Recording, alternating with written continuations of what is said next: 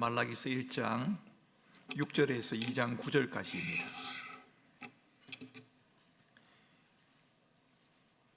1장 6절을 제가 먼저 읽겠습니다. 내 이름을 멸시하는 제사장들아, 나 만군의 여호와가 너에게 이르기를 아들은 그 아버지를, 종은 그 주인을 공경하나니 내가 아버지일진데 나를 공경함이 어디 있느냐, 내가 주인일진데 나를 두려워함이 어디 있느냐 하나 너희는 이르기를 우리가 어떻게 주의 이름을 멸시하였나이까 하는도다.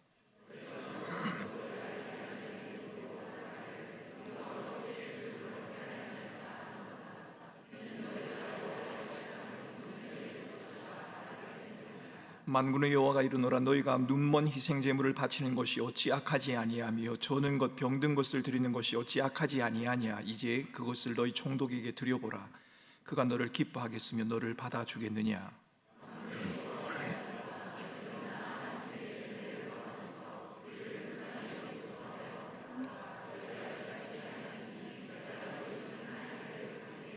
만군의 여호와가 이르노라, 너희가 내 제단 위에 헛되이 불사르지 못하게 하기 위하여 너희 중에 성전 문을 닫을 자가 있었으면 좋겠도다. 내가 너희를 기뻐하지 아니하며 너희가 손으로 드리는 것을 받지도 아니하리라.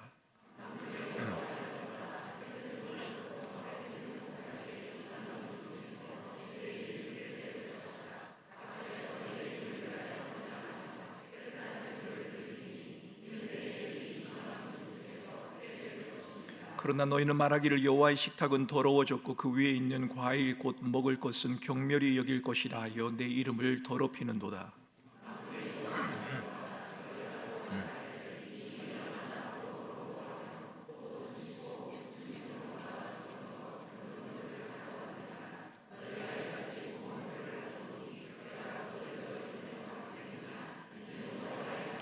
짐승 떼 가운데 수컷이 있거늘 그 소원하는 일에 흠 있는 것으로 속여 내게 드리는 자는 저주를 받으리니 나는 큰 임금이요 내 이름은 이방 민족 중에서 두려워하는 것이 됨이니라. 만군의 여호와의 말이니라. 만군의 여호와가 이르노라, 너희가 만일 듣지 아니하며 마음에 두지 아니하여 내 이름을 영화롭게 하지 아니하면 내가 너희에게 저주를 내려 너희의 복을 저주하리라. 내가 이미 저주하였나니 이는 너희가 그것을 마음에 두지 아니하였음이라.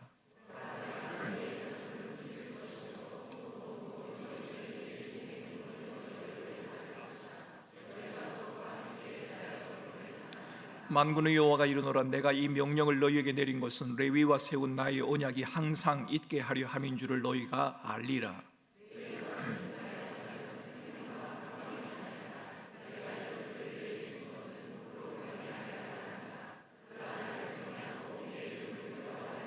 그 입에는 진리의 법이 있었고 그의 입술에는 불의함이 없었으며 그가 화평함과 정직함으로 나와 동행하며 많은 사람을 돌이켜 죄악에서 떠나게 하였느니라.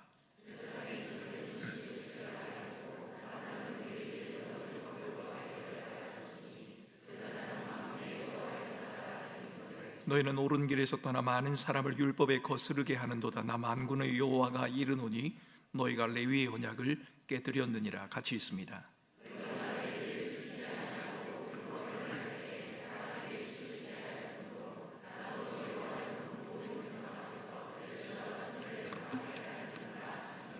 아멘. 어제는 우리가 신앙의 기초 하나님의 사랑을 회복하라는 제목으로 말씀을 드렸습니다. 몇 가지를 복습을 하고 좀 짚고 넘어가 보려고 합니다. 우리가 어제 말씀을 기억하면서 하나님의 사랑에 대해서 여러분들이 꼭 마음에 담아두셔야 하는, 잊어버리지 말아야 하는 내용들이 몇 가지가 있습니다. 우선 하나님의 사랑은 비교의 대상이 아니라 우리 모든 삶의 근원이 된다는 사실입니다. 하나님은 사랑은 받으면 좀 더 좋고 받지 않으면 조금 더 못한 그런 것이 아니라 하나님의 사랑이 없으면 아무것도 아니라는 겁니다. 하나님이 우리를 사랑하셨다는 것, 우리가 하나님을 사랑한다는 것, 여러분 그것은 우리 삶의 근원이요 기초가 됩니다. 여러분 성경에 이런 말이 나오지 않습니까? 하나님보다 가족을 더 사랑해서는 안 된다. 여러분 이 말은 하나님을 사랑하는 것과 가족을 사랑하는 것을 비교해서 가족을 사랑하는 것보다는 하나님을 더 사랑해야 한다, 그런 말이 아닙니다. 그 말이 아니라 하나님을 사랑하는 것이 기초가 되어서 가족을 사랑해야 한다는 겁니다. 여러분 왜 우리가 가족을 사랑해야 합니까? 하나님이 우리를 사랑하셨기 때문입니다. 여러분들과 같이 사는 분들 중에는 그런 분이 안 계시리라고 제가 생각합니다만은, 원수 같은 남편과 아내를 왜 사랑해야 합니까? 웃으시는 것은 동의를 하신다는 뜻인지는 모르겠습니다만, 왜 사랑해야 합니까? 결혼했으니까 어쩔 수 없이, 그것이 아니라 하나님이 우리를 사랑하셨기 때문입니다. 여러분, 하나님의 사랑은 우리의 삶의 근원이 된다는 것, 여러분 이것을 잊지 마셔야 합니다. 하나님의 사랑이 없으면 아무것도 없습니다. 우리가 모든 것을 다 소유해도 하나님의 사랑을 놓쳐버리면, 하나님이 나를 사랑하신다고 하는 사실을 우리가 잊어버리면 우리의 삶은 아무것도 아니라는 말입니다. 두 번째 기억해야 할 것은, 하나님의 사랑은 독생자 예수 그리스도를 통해서 나타났다는 것입니다. 사람들은 이 하나님의 사랑을 확인하고 싶어 합니다. 말라기에 등장했던 이스라엘 백성들은 자신의 삶의 형편이 나아지는 것을 통해서 하나님의 사랑을 확인하고 싶었습니다. 하나님이 나를 사랑하신다면 내 환경과 상황이 좀 더 나아질 수 있도록 해 주십시오. 하나님이 나를 사랑하신다면 고생 끝 행복 시작이 되게 해 주십시오. 이렇게 말했다는 겁니다. 마치 우리는 그렇게 생각할 겁니다. 이 땅에서 살 때는 부자처럼 살고 천국에 가서는 나사로처럼 천국에 임하도록 해달라고. 여러분, 그것이 저와 여러분들이 바라는 삶의 모습이지 않습니까? 여러분, 부자가 되는 것도 괜찮고 건강을 유지하는 것도 좋은 것이고 우리의 삶의 성공을 얻는 것도 다 좋은 것입니다. 하지만 그것을 통해서 하나님의 사랑을 확인할 수는 없습니다. 많은 성도들이 그렇게 말하지 않습니까? 자신의 삶에 성공이 있으면 하나님이 우리를 사랑하셨나 보다, 하나님이 우리에게 은혜를 주셨나 보다. 맞는 말이긴 합니다. 그러나 그것이 하나님의 은혜와 사랑을 나타내는 결정적인 표는 될 수 없습니다. 하나님이 우리를 사랑하신다고 하는 변하지 않는 영원한 표징은 오직 예수 그리스도 그분이십니다.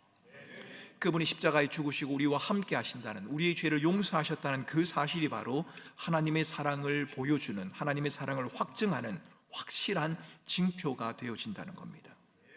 어제 말씀을 드리면서 세 번째 여러분에게 말씀드린 것은, 자신이 알고 믿어왔던 것을 당연한 것으로, 잘하고 있는 것으로 여기지 말고 다시 한번 들여다보라고 여러분들에게 말씀을 드렸습니다. 말라기에 등장하던 이스라엘 백성들은 자기들이 잘하고 있다고 생각했습니다. 제사를 드려왔으니까요, 지금도 제사를 드리고 있으니까요, 뭐가 문제입니까? 라고 하나님에게 말했습니다. 그런데 여러분, 오늘 본문을 읽으면서도 여러분 보시지 않습니까? 어찌 너희들이 나를 사랑했다고 하느냐? 너는 나희들을 공경하지 않았지 않느냐? 하나님은 그렇게 말씀하신다는 겁니다. 여러분, 여러분들이 믿었던 것, 여러분들이 지금까지 알고 있는 것, 여러분들이 해온 것, 참 귀하고 아름답고 수고스러운 것, 아름다운 것이라는 것 잘 알고 있습니다. 하지만 그러나 돌아보셔야 합니다. 혹시 그렇지 않는 게 있을 수 있습니다. 옳다고 했는데 옳지 않을 수도 있습니다. 잘했다고 생각했는데 그것이 잘한 것이 아닐 수도 있다는 말입니다. 우리 자신들을 돌아보아야 합니다. 하나님의 사랑을 입은 자라면, 하나님의 사랑을 아는 자라면 그 사랑을 예수 그리스도를 통해서 확인을 해야 하고, 우리 자신의 모습을 하나님의 사랑 앞에서 날마다 돌아보는 삶을 살아가야 합니다. 하나님에 대한 사랑, 하나님이 우리를 사랑하신다고 하는 것은 우리 신앙의 기초와 같습니다. 여러분, 이 기초를 잘못 놓으면 집이 무너져 버립니다. 하나님의 사랑을 잘못 이해해 버리면 우리가 일평생 하나님을 섬기는 우리의 신앙의 모습이 왜곡되고 만다는 겁니다. 그래서 여러분, 하나님의 사랑에 대해서 다음 네 가지를 여러분 기억하시기 바랍니다. 첫 번째, 하나님의 사랑은 자격 없는 우리들에게 일방적으로, 무조건적으로 주신 은혜요, 선물입니다. 여러분이 자격이 있어서 하나님이 여러분을 사랑하신 게 아니라는 겁니다. 우리는 자격이 없습니다. 하나님이 사랑하지 않는다고 말해도 할 말이 없습니다. 그런데 하나님이 우리를 사랑하셨습니다. 일방적으로, 무조건적으로. 그래서 이것을 우리는 은혜라고 부릅니다. 두 번째 기억하셔야 하는 것은, 하나님의 사랑은 그 누구도 빼앗을 수도 약화시킬 수도 없다는 겁니다. 물론 여러분, 우리의 감정과 생각이 여전히 연약하기 때문에 하나님의 사랑이 우리에게서 떠난 것처럼 그렇게 느껴질 때가 있을 겁니다. 우리의 삶에 고난과 역경이 찾아오면 하나님이 나를 사랑하지 않는가 보다라는 생각이 들 때도 있습니다. 하지만 그 무엇도 하나님의 사랑을 우리로부터 빼앗아 갈 수도 없고 그 사랑을 약화시킬 수도 없습니다. 하나님 우리를 여전히 사랑하십니다. 세 번째는, 하나님의 사랑은 독생자 예수 그리스도를 통해 우리에게 이미 나타났다는 것을 여러분 믿으셔야 합니다. 하나님이 나를 사랑하지 않는가 보다, 하나님의 사랑에 대한 의심이 들 때마다 누구를 바라봐야 한다고요? 십자가의 예수님을 보셔야 합니다. 독생자 예수 그리스도를 너희를 위해 주신 이가 무엇을 아끼지 않겠느냐, 주님이 그렇게 말씀하지 않으십니까? 하나님의 사랑이 의심스러울 때마다, 여러분의 삶의 고난과 역경 때문에 하나님이 나를 사랑하지 않는 것 같다는 생각이 들 때마다 고개를 들어 십자가의 주님을 바라보시기 바랍니다. 네 번째, 우리는 누구도 그 무엇도 빼앗을 수 없는 하나님의 사랑 안에서 살아가는 자들입니다. 그 사랑 안에 머물러 있는 자들이 아니라 그 사랑을 힘입어서 우리는 매일을 살아간다는 겁니다. 그것이 여러분들의 삶이지 않습니까? 오늘 하루도 여러분들이 그렇게 살아오시지 않으셨습니까? 하나님의 변함없는 이 사랑을 입고 살아가는 저와 여러분들에게 오늘 본문은 또 한 가지 우리에게 회복해야 할 것이 있다라고 말씀합니다. 그것은 바로 예배의 회복입니다. 예배의 회복, 무엇을 두고 말하는 것일까요? 여러분, 우리는 얼마 전까지 코로나로 인해서 여러 가지 어려움들을 겪었습니다. 함께 모여 예배 드릴 수 없는 상황이 우리에게 찾아왔었습니다. 그러다가 코로나가 좀 완화되면서, 이제 해제가 되면서 함께 모여 예배를 드리게 되었습니다. 이것을 우리는 예배의 회복이다, 그렇게 말할 수 있을 겁니다. 모이지 않았다가 모일 수 있으니까요. 예배를 드릴 수 없다가 예배를 드리게 되었으니까요. 이것을 우리는 예배의 회복이다, 이렇게 말할 수 있을 것 같습니다. 하지만 오늘 말라기 본문이 지적하고 있는 내용을 보면 단순히 모여서 예배하는 것만으로는 예배의 회복이다, 이렇게 말하기에는 좀 부족함이 있어 보입니다. 왜냐하면 말라기 시대에는 여전히 하나님께 예배를 드리고 있었기 때문입니다. 예배가 중단되지 않았습니다. 바벨론 포로 생활에서 돌아온 이스라엘 백성들, 그들은 사마리아인들의 방해 가운데서도 학개, 스가랴와 같은 선지자들을 통해서 성전을 재건했습니다. 완성된 성전이 비록 초라하기는 했지만 언약궤도 없었고 대사장의 우림과 둠빔도 그곳에는 없었지만 하나님의 약속은 이루어졌고 그들의 성전은 완성이 되었습니다. 백성들은 마음이 설렜을 겁니다. 왜냐하면 하나님께서 학개서를 통해서 하나님의 성전이 완성되는 그곳에 하나님의 영광이 임할 것이다, 학개서 2장 6절에 그렇게 약속을 하셨기 때문입니다. 그 하나님의 영광, 하나님의 복이 이제는 우리에게 임할 것이다 라고 생각을 했습니다만 그것은 그들의 기대에 그치고 말았습니다. 성전을 재건하고 예배를 드린 지 오랜 세월이 지났지만 그들의 삶의 형편은 좀처럼 나아지지를 않았습니다. 어제 우리가 말씀을 나눴던 것처럼 이스라엘 백성들의 마음속에는 하나님의 사랑에 대한 의문이 들기 시작했습니다. 하나님이 정말 우리를 사랑하시는 건가?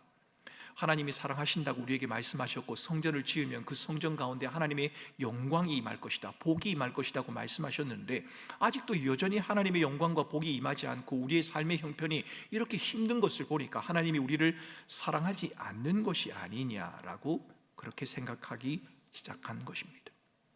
하나님은 사랑한다고 말했지만 그 사람들은 아니요, 하나님은 우리를 사랑하지 않습니다 라고 말합니다.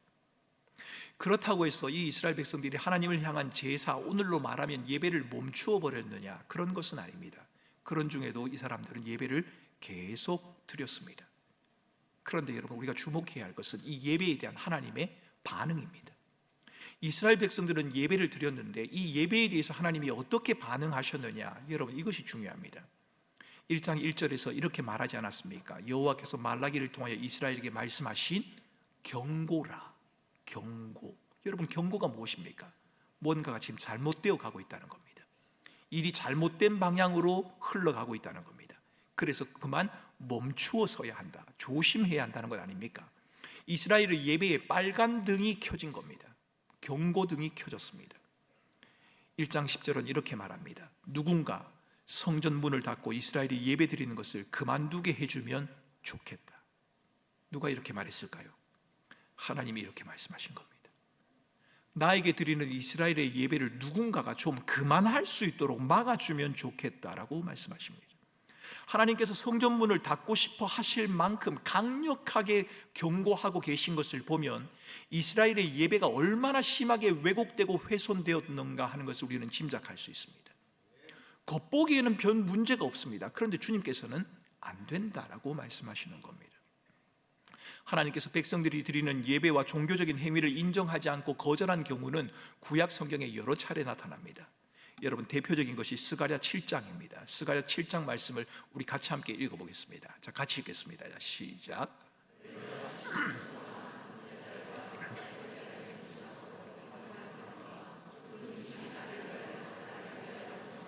예, 이스라엘 백성들이 오랫동안 금식을 해왔습니다. 그런데 하나님이 말씀하십니다. 그 금식이 정말 나를 위해서 한 것이냐? 라고 묻는 것입니다. 무슨 말입니까? 백성들이 하나님께 금식하고 애통했지만 그 보기에는 금식처럼 기도처럼 예배 행위처럼 보였는데 그것은 결국 하나님을 위한 것이 아니었다는 겁니다. 여러분, 섬뜩하지 않습니까? 여러분, 저는 이 본문을 보면서 섬뜩한 생각이 들었습니다. 왜냐하면 우리가 예배 시간에 손을 들고 눈물 흘리며 열광적으로 찬양하고 기도하고 아멘으로 응답했는데 혹시 하나님께서 우리가 드리는 예배 현장에 찾아오셔서 그것이 나를 위하여 한 것이 맞느냐라고 묻는 것 같단 말입니다. 그것이 정말 나를 위하여 한 것이 맞느냐?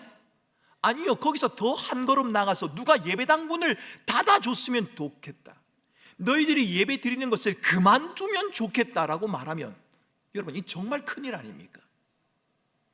우리가 열심히 찬양했는데요, 하나님의 말씀을 들었는데요, 예배했는데요,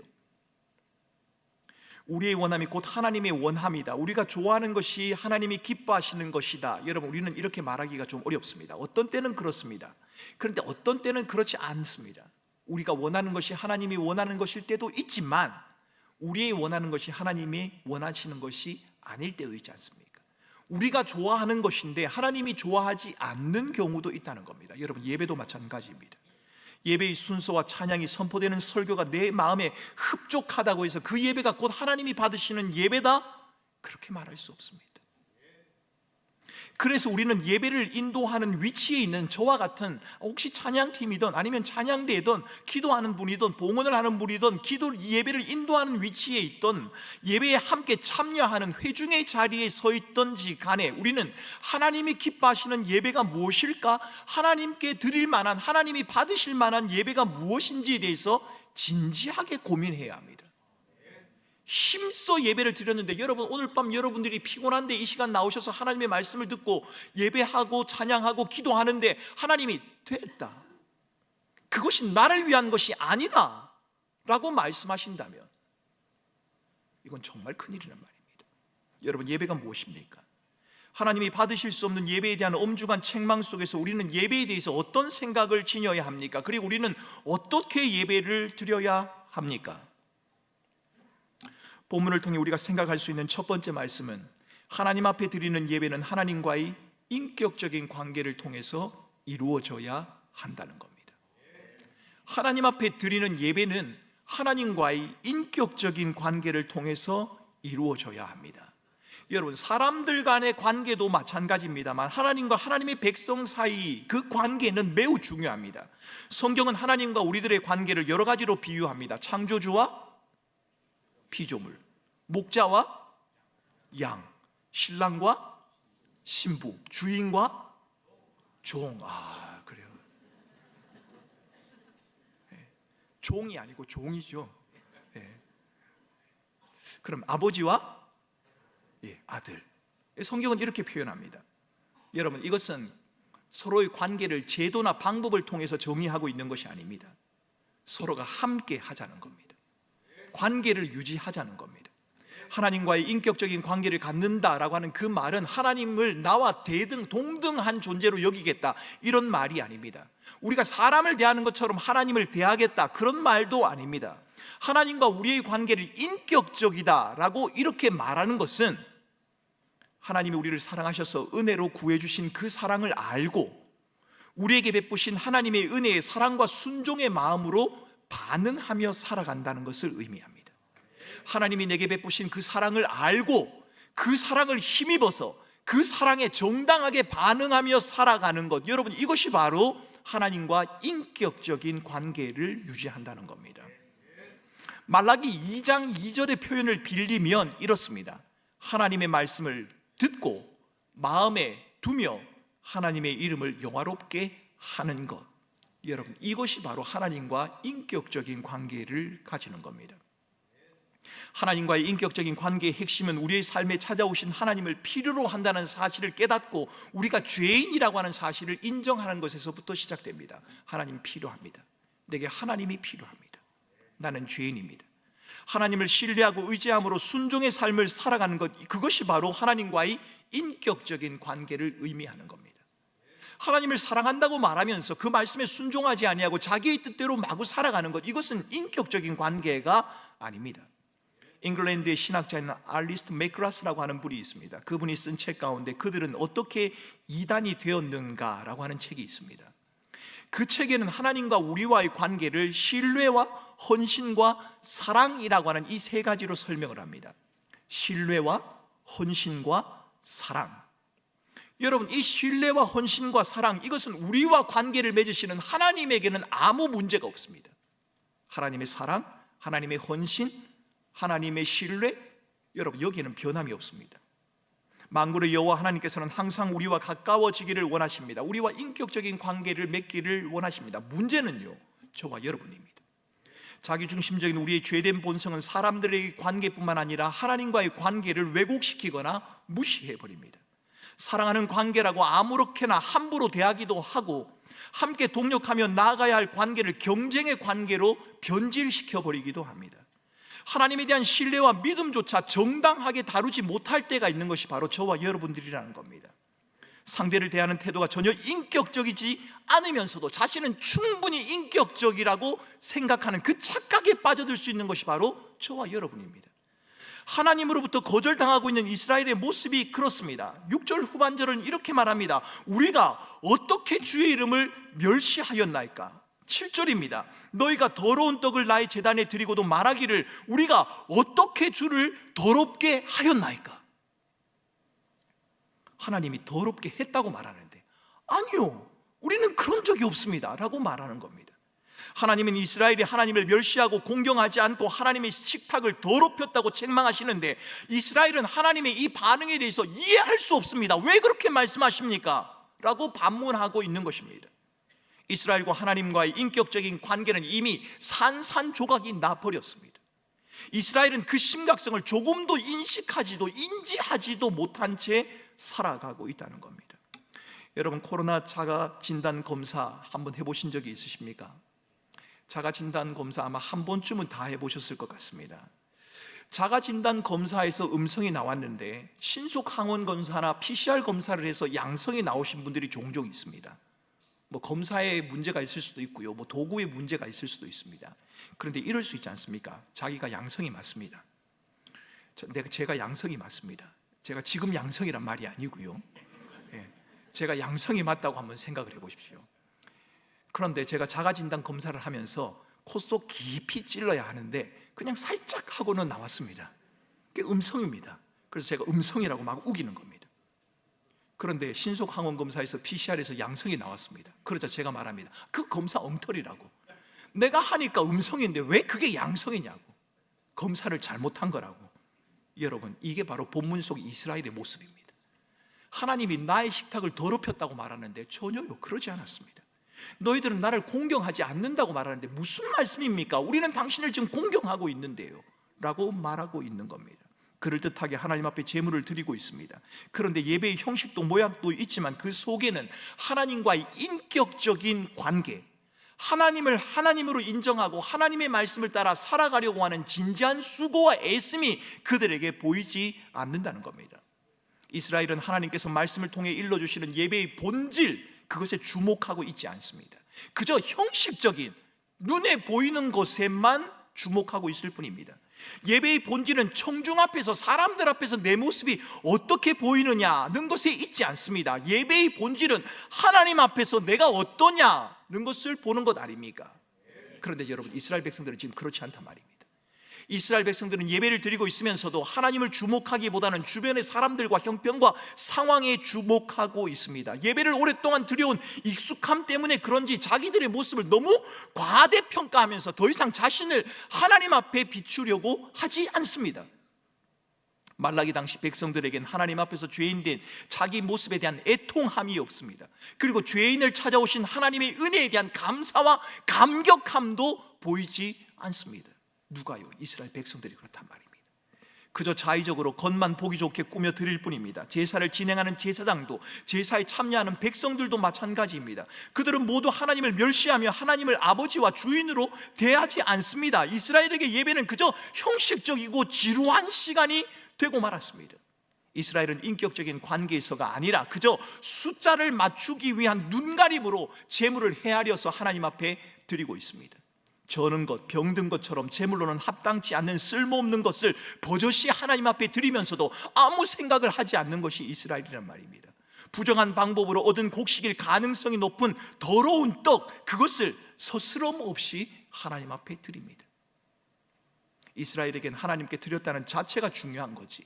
내가 예배 드렸잖아, 내가 하나님 앞에 드렸잖아, 이것이 중요하지, 이것을 왜 드리는지, 무엇을 어떻게 드려야 하는지는 중요하지 않습니다. 하나님께 무엇을 드리느냐도 중요하지만 드리는 것을 어떻게 얻었느냐, 여러분, 이것은 더 중요한 문제입니다. 여러분이 하나님 앞에 헌금을 하는 것 중요합니다. 그런데 그 헌금을 어떻게 벌었느냐, 여러분, 이것은 더 중요합니다. 드리고 있기 때문에 무슨 문제가 됩니까? 이스라엘 백성들은 하나님을 향해 그렇게 말하고 있습니다. 하나님을 향한 이스라엘의 제사 속에는 하나님과 동행하고 싶은 열망이 보이지 않습니다. 하나님의 말씀에 귀 기울이면서 하나님을 더 깊이 알아가려고 하는 갈급함도 보이지 않습니다. 하나님과 함께하지 않은 채 살아왔던 자신들의 삶에 대한 뉘우침도, 자복도 보이지 않습니다. 하나님과의 관계를 아무것도 아닌 것처럼 여긴 이스라엘 백성들, 여러분, 하나님과의 관계를 아무렇지도 않게 여긴 이스라엘이 사람들과의 관계는 소중히 여겼을까요? 그렇지 않습니다. 2장 9절의 말씀을 쉬운 번역으로 제가 한번 읽어보겠습니다. 그러므로 나도 너희가 모든 백성 앞에서 멸시와 천대를 받게 하였다. 너희가 나의 뜻을 따르지 않고 율법을 편파적으로 적용한 탓이다. 여러분, 율법을 사람들에게 편파적으로 적용을 했다는 겁니다. 무슨 말입니까? 사람을 골라가며 대했다는 겁니다. 사람에 대한 세심한 배려가 없었다는 겁니다. 사람에 대한 깊은 관심이 없었다는 겁니다. 우리는 예배를 생각할 때 하나님과의 관계를 소중히 여겨야 하는 만큼 사람들과의 관계도 소중히 여겨야 합니다. 주님은 마태복음 5장 23절 24절에서 우리에게 이렇게 말씀하신 적이 있습니다. 여러분, 같이 함께 읽겠습니다. 그러므로 예물을 제단에 드리다가 거기서 내 형제에게 원망 들을 만한 일이 있는 줄 생각나거든 예물을 제단 앞에 두고 먼저 가서 형제와 화목하고 그 후에 와서 예물을 드리라. 여러분, 예물을 드리는 행위, 이것은 예배가 분명합니다. 우리가 하나님이 기뻐하는 예배를 드리기 위해서는 하나님과의 인격적인 관계를 무겁게 생각해야 하는 만큼 사람들과의 관계도 무겁게 생각해야 합니다. 어쩌면 공동체 안에 누군가를 여전히 불편하게 여기고 있거나 그 사람은 도저히 함께 할 수 없는 이방인처럼 여기면서 화해와 화목을 위해서는 어떤 노력도 기울이지 않는 채 아무렇지도 않는 것처럼 예배의 자리에 앉아 찬양하고 기도하는, 설교하는 그 모습을 보면 하나님께서 내가 그 예배를 받지 못하겠다라고 하신단 말입니다. 여러분은 이 말씀을 우리는 깊이 있게 새겨야 합니다. 눈에 보이지 않는 하나님만 중요하지 않느냐? 여러분, 그렇지 않습니다. 너희가 예물을 드리기 전에 형제와 불화한 것이 있으면 그들과 먼저 화해한 다음에 와서 예배를 드리라고 말하지 않습니까? 제가 저희 교회 부임하고 성찬식을 한 번 했습니다마는 다음 성찬식을 할 때는 여러분에게 이렇게 공고를 할 겁니다. 아마 한두 주 전에, 그 한두 주 후에 성찬식이 있습니다. 성찬을 받기 위해서 여러분들이 하나님 앞에 기도하고 돌아보고 살피시면서 혹 여러분의 마음에 불편한 관계에 있거나 해결해야 할 문제가 있다면 그분을 찾아가 해결한 다음에 떡과 잔을 받으시기 바랍니다. 이렇게 말을 할 겁니다. 여러분, 이것은 저의 말이 아니라 마태복음 5장 23절과 24절의 가르침입니다. 나는 내가 드리는 예배를 기뻐하지 않는다. 여러분, 이것은 사람들과의 관계와도 결코 무관하지 않습니다. 예배 가운데서도 우리는 서로에 대한 배려와 관심을 거두지 말아야 합니다. 동일하신 하나님의 은혜를 찬양하며 하나님을 높이고 하나님의 하나님 되심을 인정하기 위해서 모인 자들, 그것이 바로 저와 여러분들이지 않습니까? 그렇다면 우리 모두는 다 하나님의 백성이고 하나님 아버지의 한 자녀이고 한 가족이요, 믿음의 공동체 안에서 한 지체가 맞습니다. 그렇다면 우리가 한 공동체요, 한 지체임을 고백한다면 우리는 어떻게 하면 보다 세련되고 멋있는 예배를 진행할 것인지에 관심을 두기보다는 서로를 돌보고 살피는 일에 열심을 내야 합니다. 왜요? 형제니까요, 자매니까요, 가족이니까요. 하나님 앞에서 열정적인 찬양을 드리면서도 혹 찬양을 잘 따라 부르지 못하는 지체들을 살피고 그분들을 어떻게 배려할지도 우리가 고민을 해야 합니다. 여러분, 오늘 예배를 시작하면서, 부흥회를 시작하면서 우리 김현주 목사님이 어제도 오늘도 좌석에 대해서 이야기를 했습니다만, 여러분 좌석에 앉을 때도 늦게 오시는 분이나 몸이 불편한 분들을 배려하는 여러분 그 자세가 우리에게 필요합니다. 왜요? 그것이 예배의 자세이기 때문입니다. 주차도 마찬가지일 겁니다. 식사하는 것도 마찬가지일 겁니다. 어린이들과 함께 와서 예배드리는 부모들이 아이들이 떼를 쓰거나 소란을 피워서 당황할 때가 있지 않습니까? 여러분 그때 눈치를 주기보다는 어떻게 도와서 이분이 예배를 드리게 할 수 있을까? 어떻게 하면 이분이 당황하지 않고 하나님이 주시는 그 은혜 가운데 함께 참여할 수 있을까를 살피며 그들을 도와야 합니다. 예배 중에 벌어질 수 있는 여러 가지 실수에도 모두 관대하고 너그러운 마음을 가지셔야 합니다. 의도적이고 계획적인 실수가 아닌 이상 실수한 그 사람이 더 당황스러울 겁니다. 자막이 잘못 올라오든지 마이크 소리가 이상하게 나오든지, 여러분 그러면 예배 시간에 왜 이래가 아닙니다. 왜요? 그분도 역시 우리의 지체로 하나님의 영광과 은혜 가운데 예배하는 자이기 때문입니다. 좀 더 관대하고 너그러운 마음으로 그 상황들을 이해할 필요가 있다는 겁니다. 무엇보다도 우리 주님께서는 실수한 그 사람의 마음의 중심을 잘 알고 계실 겁니다. 하나님 앞에 예배드리기 위해 나온 자들 아닙니까? 그래서 여러분 저는 이렇게 말씀드리고 싶습니다. 우리 꿈꾸는 교회는 어떻게 하면 더욱 세련되고 빈틈없이 완벽한 형식과 절차를 갖춘 예배를 만들어 갈까? 여러분 이것을 궁리하기보다 어떻게 하면 서로를 배려하고 살피며 하나님 나라를 꿈꾼다는 표에 걸맞는 믿음의 공동체의 모습을 이루어 갈 수 있을까? 여러분 이것을 고민하라고 여러분들에게 말씀드리고 싶습니다. 여러분 저도 그렇습니다. 담임 목사로서 우리 교회 예배의 모든 순서들이나 진행들이 좀 더 세련되고 지금도 충분히 세련됩니다. 제가 깜짝 놀란 만큼 세련됩니다. 그런데 더 세련되게 하기 위해서 궁리하고 연구하는 건 나쁘진 않습니다. 그러나 여러분 그 자체가 예배의 목적이 되지는 말아야 합니다. 그것이 예배는 아니기 때문입니다. 예배는 형제에 대한 돌봄이 있어야 합니다. 살핌이 있어야 합니다. 서로에 대한 용납이 있어야 하고 관대함이 있어야 합니다. 예배의 주인 되신 하나님과 함께하는, 하나님과의 인격적인 관계를 유지해 가는 것 못지않게 함께하는 지체들, 사람에 대한 배려와 관심도 여러분 예배에서는 결코 가벼이 여기지 말아야 합니다. 여러분 어떻게 하면 우리 꿈꾸는 교회가 예배의 회복을 가져올 수 있을까요? 지금도 여러분 예배를 잘 드리고 계시고 충분히 하나님이 기뻐하시는 예배를 드리고 계신 줄 압니다.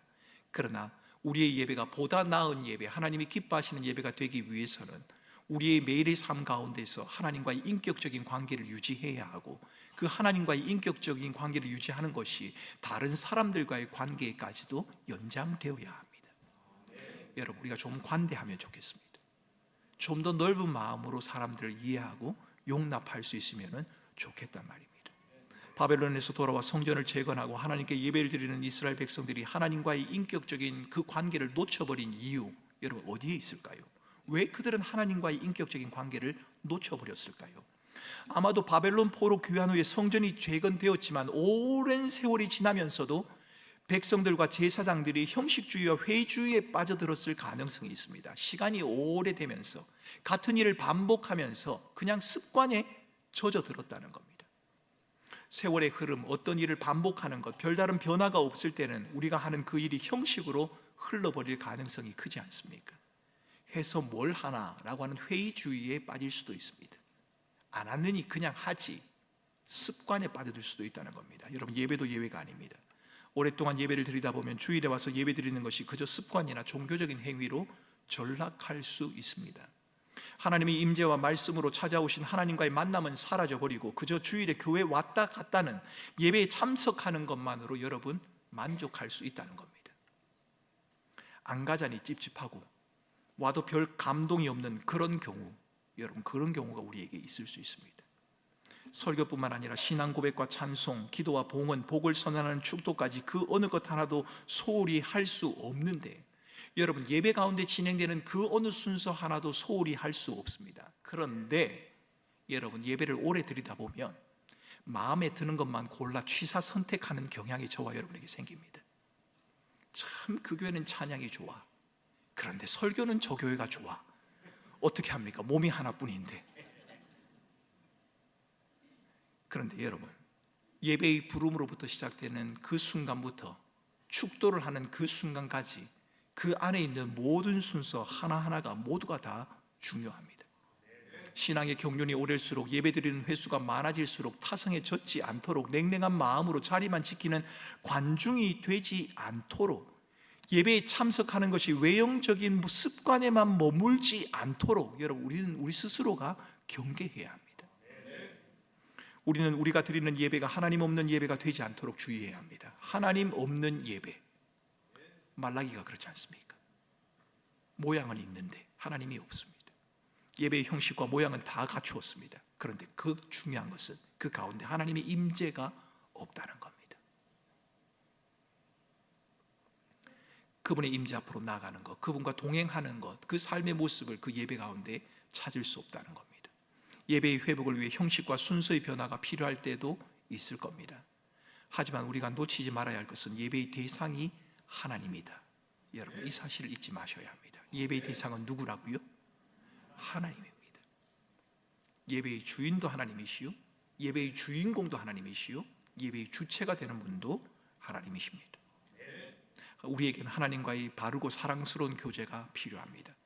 에머리 대학 설교학 교수였던 토마스 롱 교수는 이렇게 말합니다. 예배는 우선적으로 인간의 필요가 아닌 하나님의 임재, 하나님의 함께하심에 관한 것이다. 여러분, 예배는 인간의 필요에 의해서 만들어진 것이 아닙니다. 예배는 하나님의 임재, 하나님의 함께하심에 관한 것입니다. 그래서 우리는 예배를 통해 우리가 하나님에게 속해 있다는 것을 확인하게 되고, 죄인된 우리가 살아계신 하나님 앞에, 임재 앞에 나아갈 수 있다는 것을 확인하게 되어지는 겁니다. 예배의 출발도 예배의 끝도 하나님 그분이십니다.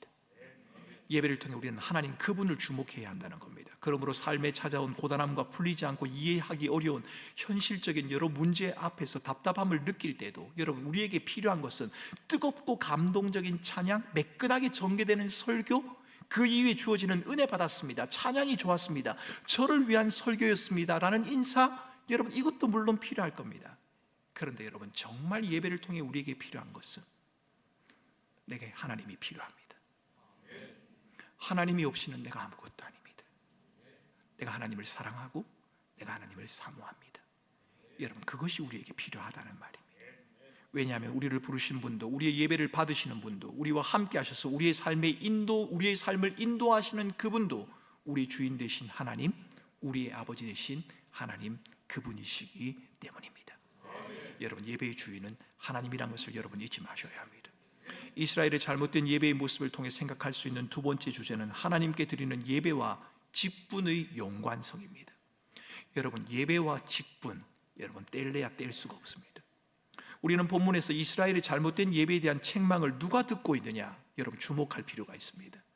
잘못된 예배에 대해서 지금 책망을 듣고 있는 사람은 바로 제사장입니다. 6절입니다. 내 이름을 멸시하는 제사장들아. 백성들이 잘못된 예배의 습성에 젖어들고 하나님의 사랑을 오해한 그 책임이 누구에게 있다는 겁니까? 제사장에게 있다는 겁니다.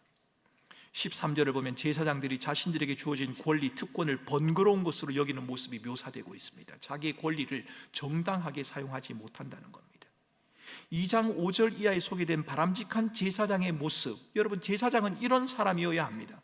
제사장은 여호와 하나님의 이름을 경외하고 그의 이름을 두려워하는 사람이어야 합니다. 입술에 불의가 없어야 하고 화평과 정직함으로 하나님과 동행하는 사람이어야 하고 많은 사람을 죄악에서 돌이켜 떠나게 하는 자여야 합니다. 그가 바로 바람직한 제사장의 모습입니다. 하지만 안타깝게도 이스라엘의 제사장들은 그렇지 못했습니다. 2장 8절을 보면 그들은 옳은 길에서 떠나 있었습니다. 많은 사람으로 하여금 율법을 거치도록 만들었습니다. 이것은 제사장들이 개인적인 삶의 모습뿐만 아니라 공적으로 헌신해야 하는 예배의 영역, 제사의 영역에 있어서도 모든 기준을 다 벗어나 버렸다는 겁니다. 하나님께서 직접 정하신 구약의 제사가 제사를 주관하는 제사장들에 의해서 멸시를 당하고 있다. 여러분, 참 아이러니하지 않습니까? 제사를 이끌어야 하는 제사장이 제사를 멸시하고 있습니다. 그들에게 하나님의 율법은 절대적인 기준이 아니었습니다. 오히려 제사장들은 하나님의 율법을 상황에 따라 수정했습니다. 자기 입맛에 맞게 이용했습니다. 누가요? 제사장들이요.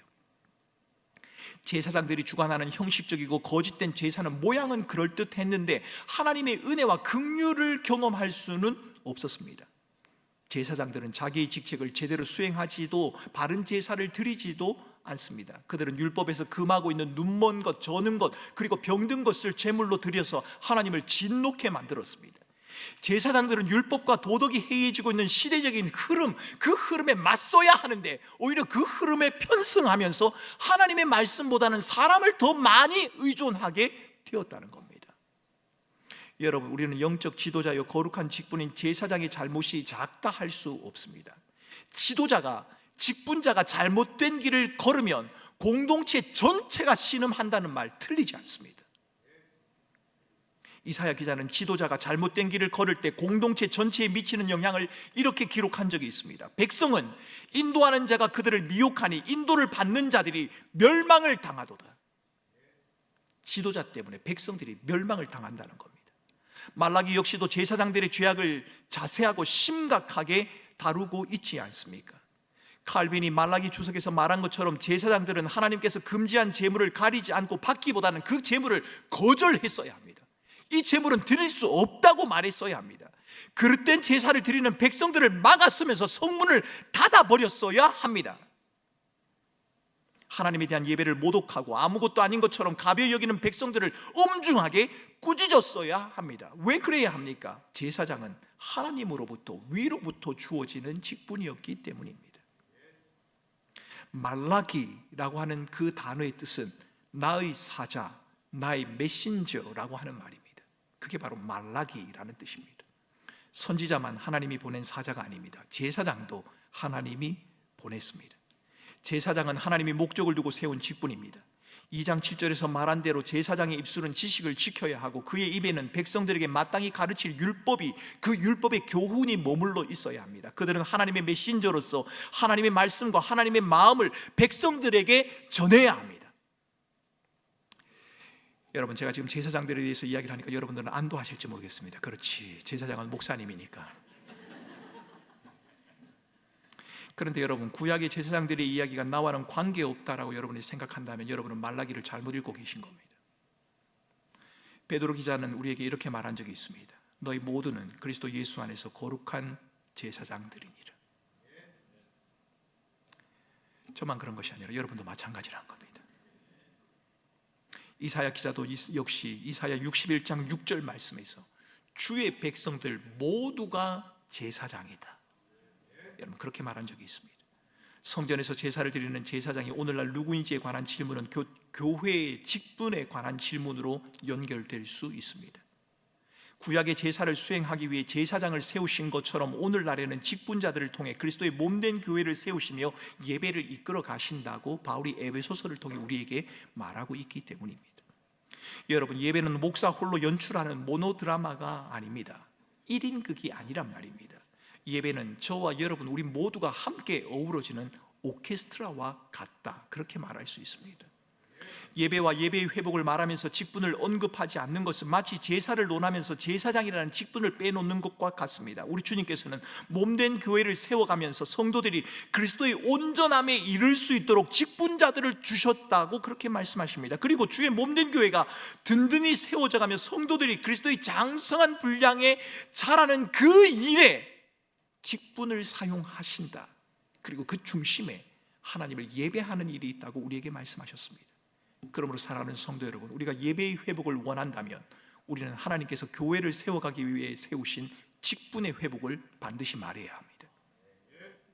목사는 가르치는 장로로서 하나님의 말씀을 선포하며 바르게 가르치는 일에 최선을 다해야 합니다. 다스리는 장로는 모든 성도가 예배에 선포된 말씀을 따라 성도다운 삶을 살아가고 있는지를 살피며 그렇게 살아가도록 감독하고 돌볼 책임을 가지고 있습니다.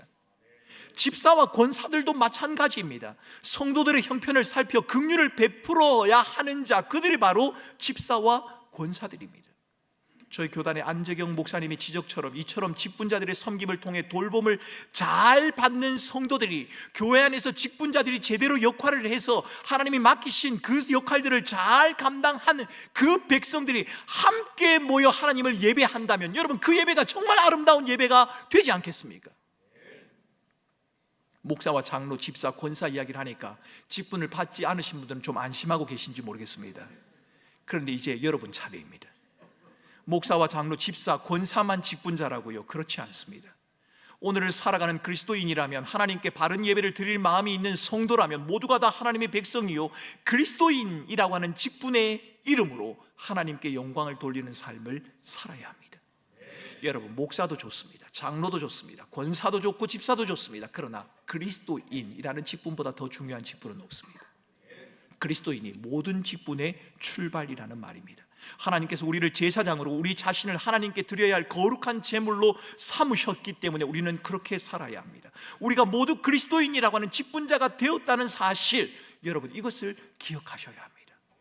여러분, 장로가 아니어도, 목사가 아니어도, 집사가 아니어도, 권사가 아니어도 여러분은 그리스도인입니다. 그리스도인이라고 하는 그 직분보다 더 귀하고 고상한 직분은 없습니다. 그렇게 우리는 이 직무를, 이 직분을, 그리스도인의 직무를, 이 직분을 어떻게 수행할 수 있을까를 고민해야 하고, 이것을 고민하는 것이 바로 예배의 출발이 되어지는 것입니다. 사랑하는 성도 여러분, 저와 여러분은 모두가 다 직분자들입니다. 그리스도인으로 부름을 받은 자들입니다.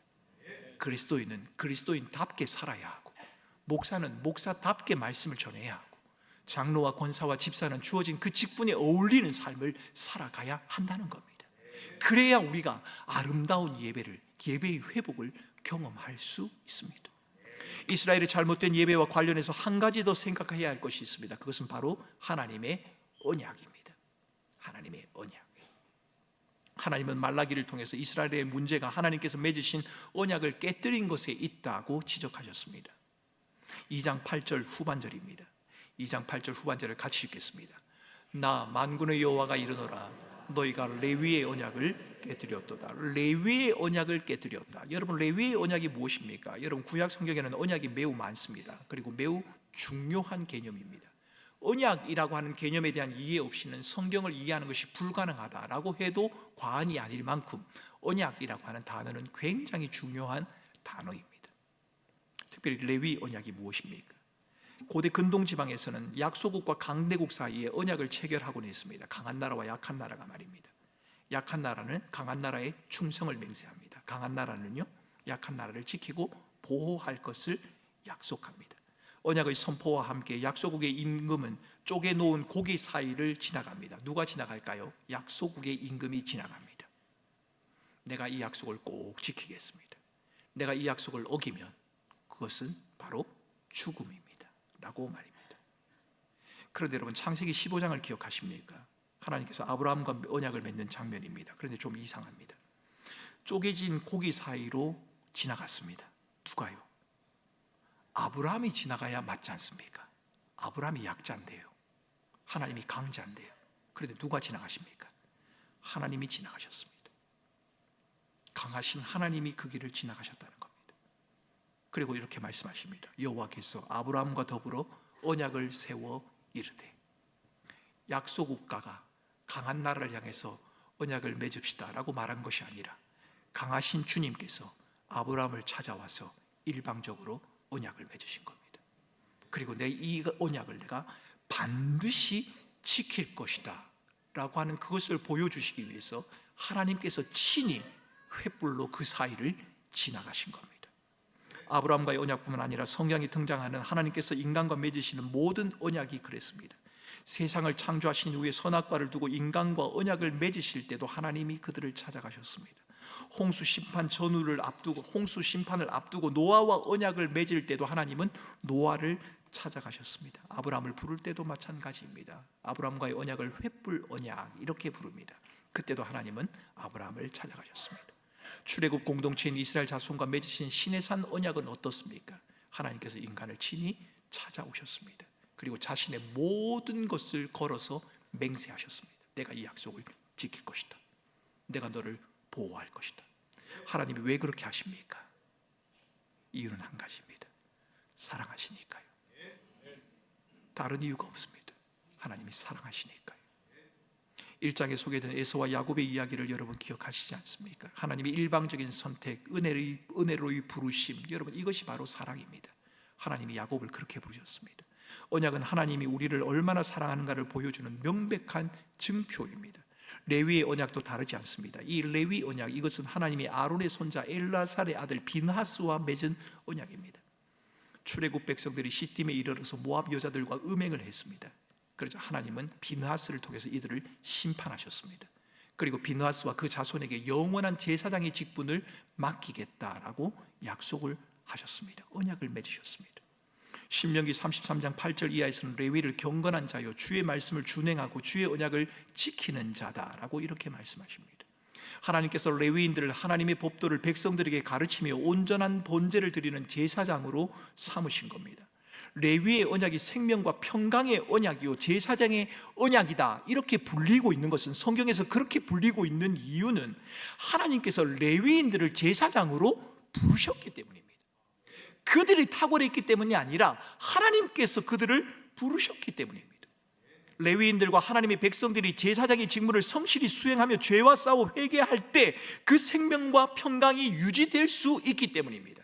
하나님이 레위인들을 찾아가셨고 그 레위인들이 하나님의 언약을 기억하면서 하나님의 직무를, 하나님께서 맡기신 그 직무를 성실히 수행해 나갈 때 그들은 생명과 평강을 맛보게 된다는 말입니다. 여러분, 이것은 오늘날 저와 여러분들에게도 동일하게 적용됩니다. 하나님이 우리를 찾아오셨습니다. 독생자 예수 그리스도를 통해서 우리를 구원하셨습니다. 하나님의 자녀로 부르셨습니다. 놀랍고 위대한 사랑을 주셨습니다. 우리가 자격이 있었어요? 아닙니다. 사랑하기 때문에. 우리는 아무 자격이 없는데 하나님이 그렇게 하신 겁니다. 우리가 그 사랑을 기억하고 그 말씀을 따라 하나님의 백성으로서의 삶을 성실히 살아갈 때 레위 백성들이 그랬던 것처럼 이 생명과 평강을 누리게 된다는 겁니다. 이 언약의 핵심이 무엇입니까? 예레미야 11장 4절에 보면 이 레위 언약의 핵심은 이것입니다. 내가 너희의 하나님이 되며 너희는 나의 백성이 될 것이다. 여러분, 이것이 바로 언약의 핵심입니다. 우리 옆에 분과 함께 인사하겠습니다. 옆에 분을 보시라고요. 저를 보시지 마시고, 째려보지 마시고 옆에 분을 보시고요. 자, 저를 따랐습니다. 하나님이 이렇게 말씀하셨습니다. 내가 너의 하나님이 되며 너희는 하나님의 백성이 되리라.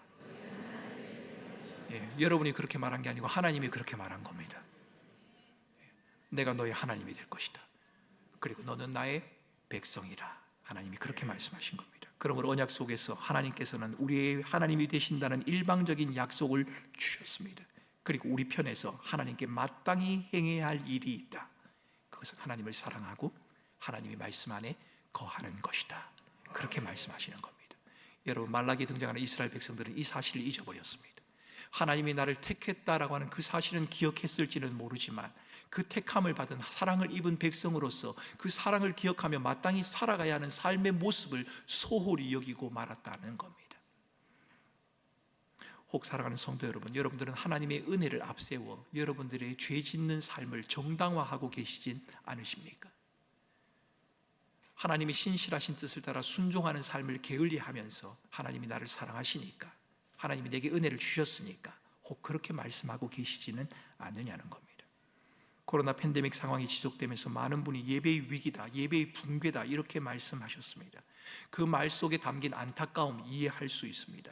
하지만 언약이 지니고 있는 측면, 하나님께서 우리의 하나님이 되신다라고 하는 이 사실, 하나님이 우리를 찾아오셨고 우리를 택하셨다라고 하는 이 사실에 비추어 본다면 예배의 위기, 예배의 붕괴라는 말은 어울리지 않습니다. 어떤 경우에도 예배는 붕괴되지도 않고 예배는 파괴되지도 않습니다. 왜냐하면 우리 하나님께서는 어떤 경우에도 우리의 하나님 되심을 포기하신 적이 없기 때문입니다. 말라기 시대 예배의 상황이 전혀 녹록지 않습니다. 제사장의 일탈이 얼마나 심했던지 하나님은 2장 3절에서 똥, 곧 너희 절기의 희생의 똥을 너희 얼굴에 바를 것이라 이렇게 말씀하십니다. 이것은 자기 나름대로 존귀하다고 생각하는 자, 그러니까 말라기 시대의 제사장들에게 더 높은 자 하나님께서 친히 오셔서 완전히 짓밟아 버리겠다라고 하는 심판의 선언입니다. 너희들이 잘났다고? 그래, 보자. 내가 너희에게 임할 것이다. 너희의 수치를 내가 드러낼 것이다 라고 주님이 말씀하시는 겁니다. 제사장들은 마땅히 행해야 할 일들을 소홀히 함으로 자신들이 하나님의 백성됨을 스스로 포기하고 있습니다. 제사장들에게는 하나님의 말씀을 백성들에게 바르게 가르칠 마음이 없습니다. 그저 사람들의 귀를 즐겁게 해서 자신의 유익을 누리기만 하면 그만입니다. 제사장과 백성들은 하나님의 언약을 기억하며 말씀을 따라 살아가 봐야 아무 소용이 없다고. 하나님을 섬기며 살았지만 우리의 삶에 변화가 없지 않느냐, 나아지는 게 없지 않느냐라고 항변을 합니다. 하나님께서는 이런 상황을 두고 레위의 언약이 깨어졌다라고 말씀하고 계신 겁니다. 레위의 언약이 깨어졌다. 하나님이 깨셨다고요? 그렇지 않습니다. 하나님은 언약을 깨시는 분이 아니십니다. 인간 스스로 그 언약을 팽겨쳐 버린 것입니다. 왜요? 레위 언약을 통하여 누리게 되는 그 생명이 얼마나 귀하고 아름다운 것인지를 몰랐기 때문입니다. 마치 이 땅을 살아가는 저와 여러분들이 예수께서 우리를 사랑하신다고 하는, 하나님이 우리를 사랑하신다고 하는 그 사랑이 얼마나 크고 위대하고 놀라운지를 몰라서 하나님의 사랑이 아닌 다른 것을 통해 삶의 위로와 힘을 얻으려고 하는 그런 모습과 별로 다르지 않아 보인다는 말입니다. 레위 언약이 깨져버린, 모든 것이 끝나버린 채 이스라엘에게 더 이상의 예배도 하나님을 대한 공경도 기대할 수 없는 암울한 시대에 하나님은 이렇게 말씀하셨습니다. 1장 11절입니다. 만군의 여호와가 이르노라, 해 뜨는 곳에서부터 해 지는 곳까지의 이방 민족 중에서 내 이름이 크게 될 것이라. 각처에서 내 이름을 위하여 분향하며 깨끗한 제물을 드리리니 내 이름이 이방 민족 중에서 크게 될 것이라. 너희들은 예배를 아무것도 아닌 것처럼 팽개쳐 버렸지만, 레위의 언약을 너희들이 스스로 깨뜨려 버렸지만 나는 그 언약을 반드시 이어갈 것이고 하나님의 이름이 높임을 받으며 하나님을 예배하는 그 행위를 계속해 나갈 것이다. 이스라엘 너희들이 아니어도 괜찮다. 이방 민족들을 통해서라도 나의 이름이 높임을 받을 것이다 라고 말씀하시는 겁니다. 하나님은 하나님의 이름이 높임을 받으시며 영광을 받으시는 그 예배를 결단코 포기하지 않으십니다. 여러분, 이것이 사실인지는 모르겠습니다만 이건 제가 들은 이야기이기 때문에 여러분에게 이렇게 전해드리고 싶습니다. 북한 지역교회 성도들이 이렇게 기도를 한답니다. 대한민국 교회가, 남한에 있는 교회가 세속화에 물들지 않도록 해달라. 여러분, 성도들 가운데 이렇게 기도하는 성도가 있다고 하는 제가 기도 편지를 본 적이 있습니다. 여러분, 교회가 많이 세워져 있고 마음껏 예배할 수 있는 이곳에서 말라기 시대의 이스라엘 백성들처럼 겉모양은 있지만 본질은 이뤄져 갈 가능성이 있는 저와 여러분, 그 예배의 기쁨과 예배의 감격과 예배의 본질을 잃어버릴 위기에 있게 될 때 어쩌면 여러분, 숨죽여 홀로 지하교회에서 예배 드려야 하는 그 백성을 통해서, 그 북한 땅에 있는 백성을 통해서 하나님의 영광과 이름이 높임을 받을런지도 모른다는 말입니다. 여러분, 너무 자신하지 않으셨으면 좋겠습니다. 우리가 우리들의 모습에 대해서 너무 과대평가하지 않았으면 좋겠습니다. 좀 더 겸손으로 허리를 동이며 우리를 돌아볼 수 있으면 좋겠다는 말입니다. 지금은 하나님의 이름이 멸시당하며 하나님을 향한 예배가 형식과 모양에 그치고 있지만, 그래서 하나님을 향한 예배가 멈춰버린 것처럼 보이지만 하나님은 하나님의 하나님됨을 인정받는 것을 결코 멈추지도 않으셨고 포기하지도 않으십니다. 여러분, 교회 역사가 그것을 말해줍니다. 아이러니하게도 예배의 위기를 말하던 코로나 시대, 여러분, 그 시대에는 다른 무엇보다도 하나님의 말씀에 대한 관심이 강조되어져 왔습니다. 모이기 어려운 상황에서 성경을 읽고 쓰고 외우는 교우들이 많이 늘어났습니다. 많은 사람은 교회에서 송출하는 온라인 예배를 통해서 설교를 들으려고 애를 썼습니다. 모여서 하는 양육이나 신방 그리고 다른 프로그램을 진행할 수 없게 되면서 설교를 준비하고 본문을 묵상하는 일에 설교자인 저도, 목회자인 저도 더 많은 시간을 보낼 수가 있었습니다. 하나님께서 말씀이라는 방편을 통해 우리에게 은혜를 주신다는 측면에서 볼 때 분명 은혜를 누릴 수 있는 더 많은 기회를 가진 것이 사실입니다. 하지만 더 많은 말씀, 더 많은 설교를 더 수월하게 접한다는 것이 반드시 은혜를 보장하는 것은 아닙니다. 여러분, 채널만 돌리면 무슨 설교라도 여러분 다 들을 수 있지 않습니까? 그런데 그것이 은혜를 보장하지는 않습니다. 설교의 내용이 성경적이지 않으면 어떻게 하시겠습니까? 설교를 듣고 즐기는 것으로만 그쳐버리면 어떻게 하시겠습니까? 한편의 설교를 듣는 것으로 예배를 드렸다고 여러분이 만약 스스로 만족해버린다면 어떻게 하시겠습니까? 코로나의 영향 때문에 여러분 개인의 형편과 상황으로 아직 영상으로 예배에 참여하고 있는 분들이 계신 줄 압니다. 어떻게 해서라도 예배드리고 싶어하는 여러분들의 마음을 충분히 이해하고 그런 여러분들을 격려하고 여러분들을 위해서 기도합니다. 그런데 영상으로 예배를 드리고 있는 여러분들에게 몇 가지 질문을 드리고 싶습니다. 여러분은 예배가 시작하는 시간부터 축도가 끝날 때까지 진지하게 예배에 참여하고 계십니까? 잠옷을 입지 않고 예배 중에 잡담하지 않으며 예배 중에 핸드폰을 만지작거리며 다른 일을 하고 계시지는 않으십니까? 여러분은 예배 중에 하나님만 의식하고 하나님의 임재를 사모하고 계십니까? 하나님과의 인격적인 관계를 유지하는 것, 다른 지체들과의 관계를 소중히 여기며 관심과 배려를 표명하는 것은 영상으로 예배하는 여러분들에게도 똑같이 요구되는 바입니다. 여러분, 저는 영상으로 예배를 드리는 분들에게 그것은 예배가 아니다 그렇게 말씀드리지 않습니다. 그것도 예배가 맞습니다. 그런데 그것을 예배되게 하셔야 합니다. 할 수만 있다면 여러분의 자리를 벗어나 함께 공동체로 모여서 예배 드릴 수 있는 날이 있으면 더 좋겠습니다. 우리가 다 예배를 드리기 위해서 모여 있지 않습니까? 영상을 보는 것도 예배를 드리기 위해서 그런 것 아닙니까? 그렇다면 우리의 자세도, 우리의 몸도, 우리의 태도도, 우리의 모든 것도 온전한 예배자의 모습으로 서야 하는 것이 마땅하다는 말씀을 여러분들에게 드리는 겁니다. 말라기 시대는 예배의 본질이 무너져버린 시대다, 그렇게 말할 수 있습니다. 하나님의 은혜의 방편의 말씀을 통해 언약을 떠올리고 계시지만 이스라엘은 그 말씀과 언약이 자기들의 삶에 유효하지 않다고, 어느 시대인데 하나님 그 말씀을 하시느냐고, 하나님이 더 이상 우리의 삶에 개입하지 않는다고 결론을 내립니다.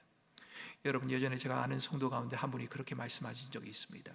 목사님, 하나님 말씀이 다 맞는 말이지요. 그런데 그렇게 살아간다는 것은 불가능합니다. 과연 그럴까요? 저는 그렇게 생각하지 않습니다. 왜냐하면 현실의 삶을 살아가면서도 하나님의 말씀을 부여잡고 씨름하는 많은 성도들의 모습을 지금도 보고 있기 때문입니다. 고군분투하면서 하나님의 말씀을 부여잡고 하나님의 하나님됨을 인정하기 위해서 삶의 현장에서 살아가고 있는 수많은 그리스도인들을 저는 알고 있기 때문입니다. 이스라엘 백성들의 환경과 상황이 좀처럼 나아지지 않아서 그것은 하나님이 우리를 사랑하지 않기 때문이라고, 하나님이 더 이상 우리의 삶에 개입하지 않기 때문이라고, 하나님의 언약은 더 이상 유효하지 않다고 여러분 그렇게 말하는 것처럼, 저와 여러분들이 처한 형편과 상황들이 나아지지 않는다는 이유 때문에, 내가 원하고 바라는 것이 이루어지지 않고 있다는 그 이유 때문에 하나님은 나를 사랑하지 않는다고, 하나님은 나와 함께하지 않는다고 혹 여러분 그렇게 느끼고 계시진 않으십니까? 하나님의 사랑은 여전히 유효하지만 하나님은 당신의 이름이 높임을 받기 원하시는 그 예배를 포기하지 않으시지만, 이스라엘은 언약의 또 다른 측면인 하나님의 하나님됨을 인정하는 것, 하나님의 백성으로서 마땅히 행해야 할 바들을 무시하고 있는 그 장면이 지금 이 말라기에 연출되고 있다는 겁니다. 하나님은 포기하지 않으셨는데 백성들은 스스로 포기해버린 겁니다. 하나님은 사랑한다고 말하는데 백성들은 언제 사랑했느냐고 말하는 겁니다. 하나님은 언약을 지키겠다고 말씀하시는데 백성들은 그 언약이 내 삶에 무슨 소용이 있느냐고 말하는 겁니다. 그러면서도 예배를 드립니다. 하나님은 그 예배를 받지 않겠다고 말씀하십니다. 예배하면 하나님의 백성으로 살아가는 저와 여러분에게 있는 모든 어려움이 사라지는 걸까요? 예배의 횟수가 많아지면 저와 여러분의 삶 가운데 더 큰 하나님의 복이 임하는 걸까요? 오랫동안 하나님을 섬기고 있음에도 삶의 형편과 상황이 나아지지 않으면, 자녀들이 우리가 생각하는 것처럼 말을 잘 안 듣고 남편이 하는 그 사업이 망하면 그 이유가 하나님이 우리를 사랑하지 않기 때문인가요? 여러분, 그렇지 않습니다. 예배하면서도 하나님의 사랑이 머물러 있음에도 어쩌면 몸의 병을 가지고 하루하루 조마조마하게 우울하고 답답하게 지내야 할 수도 있습니다. 이 병만 나으면, 이 문제만 해결되면 무엇이건 다 할 수 있을 것처럼 느낄 만큼 우리의 발목을 잡는 답답한 상황이 저와 여러분 앞에 놓일 수도 있을 겁니다. 예배 드리면서도 말입니다. 답답하고 힘든 문제를 두고 하나님에게 물을 수도 있고 때로 불평할 수도 있습니다. 원하는 바를 이루어 달라고 강력하게 때를 쓰며 기도할 수도 있습니다. 그러나 그때마다 우리가 조금도 의심하지 말고 굳건히 붙들어야 하는 것이 있다면, 그것은 바로 우리를 향한 하나님의 사랑의 증표, 하나님의 언약입니다. 내가 너의 하나님이다. 너는 나의 백성이다. 내가 너를 지키며 내가 너를 인도할 것이다. 여러분, 이 언약을 놓치지 말아야 합니다. 하나님은 우리를 그냥 내버려 두시는 분이 아니십니다. 하나님은 힘들고 지친 우리를 찾아오셔서 사랑한다고 말씀하십니다. 내가 너를 통해 이룰 그 일을 향해 함께 가자고 우리에게 말씀을 하십니다. 우리의 연약과 부주의함으로 인해서 하나님을 향한 불성실과 믿음 없음으로 인해서 하나님께서 맺으신 그 언약을 헌신짝처럼 내팽개쳐버리는 그 순간에도 하나님은 우리와 맺은 그 언약을 상기시키면서 내가 너와 동행할 것이다, 내가 너를 영화롭게 할 것이다, 내가 너를 회복할 것이다 라고 하나님이 우리에게 말씀하시는 겁니다. 우리는 말라기를 통하여 이스라엘에게 말씀하신 경고라라고 하는 이 말씀 속에서 언약을 깨버린 이스라엘을 끝까지 사랑하시겠다는 하나님의 의지를 발견할 수 있습니다. 여러분, 경고, 이 말은 뭔가가 잘못되었다는 뜻이긴 하지만 아직 기회가 남아있다는 의미지 않습니까? 경고한다는 것은 아직 시간이 있다는 거지 않습니까? 아직 기회가 있다는 거지 않습니까? 분명히 뭔가 잘못되었지만 그래도 아직 끝은 아닙니다. 남녀노소, 지도자나 평민 할 것 없이 모두가 다 하나님의 언약을 총체적으로 파괴해버린 암담한 상황이지만 하나님은 끝이 아니라고, 아직도 소망이 있다고 주님은 우리에게 말씀하십니다.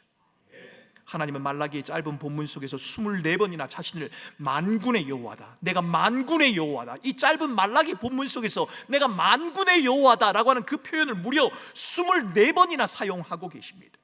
백성들을 보호하고 그 어떤 대적의 손에서도 구원해내실 수 있는 능력의 주님, 그가 나 만군의 여호와다라고 그렇게 말씀하고 계신 겁니다.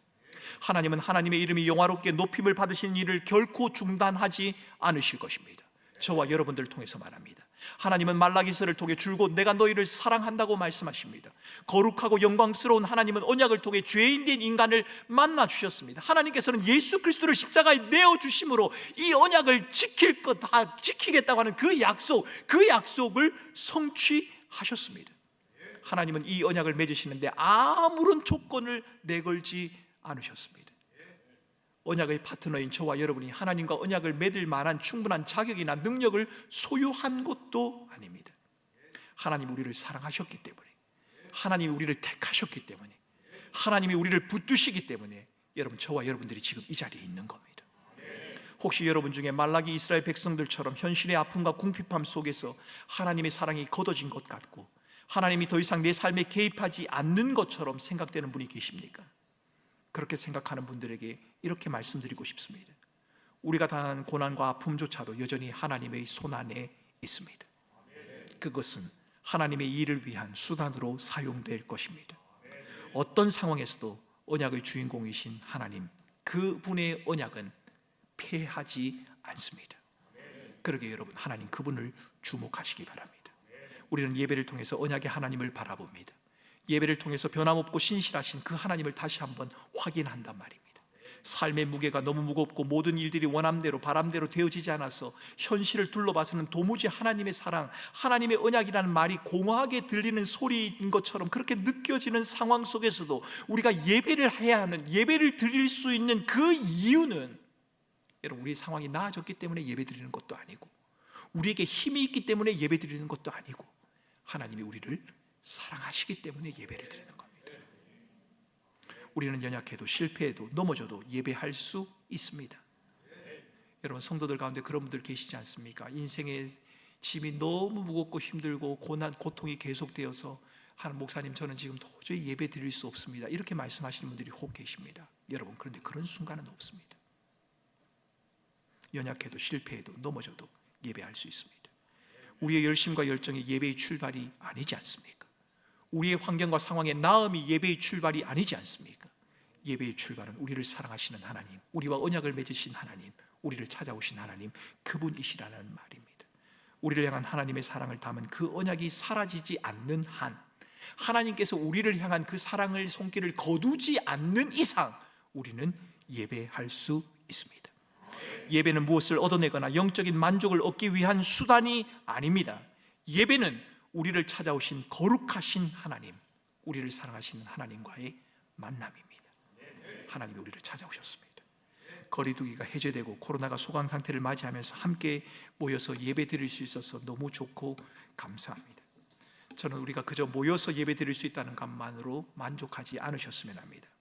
코로나로 인해 예배가 멈추어서는 것 같았고 예배에 여러 가지 어려움이 있었습니다만 어쩌면 하나님께서는 코로나라고 하는 그 상황을 통해서 예배에 참석하는 것으로만 만족하지 말고 하나님의 말씀을 듣고 그 말씀을 순종하며 하나님과 만나는 그 시간을 소중히 여겨라. 하나님이 우리에게 그렇게 말씀하신 것 같단 말입니다. 예배의 회복을 원하십니까? 그렇다면 하나님의 말씀을 귀 기울여 들으십시오. 그리고 그 말씀을 여러분의 마음에 새기십시오. 그리고 그 말씀을 따라 살아가십시오. 하나님을 영화롭게 하는 그 자리에 하나님께서 여러분을 영화롭게 세우실 것입니다. 종교적인 만족과 귀를 즐겁게 하기 위해서가 아니라 순종하기 위해서, 말씀을 따라 살아가기 위해서 예배하시기 바랍니다. 그 말씀이 때론 우리의 마음을 불편하게 하고 나의 수치와 죄악을 드러낸다고 하더라도 하나님께서 말씀하시니 순종하겠다라고 하는 태도를 가지고 그 말씀을 함께 순종하며 나누시기를 바랍니다. 예배의 회복을 원하십니까? 그렇다면 여러분과 함께하는 지체들을, 여러분들의 가족들에게 관심을 가지고 그들을 배려하는 삶을 살아가시기 바랍니다. 왜요? 그들도 우리가 함께 예배하는 믿음의 지체들이기 때문입니다.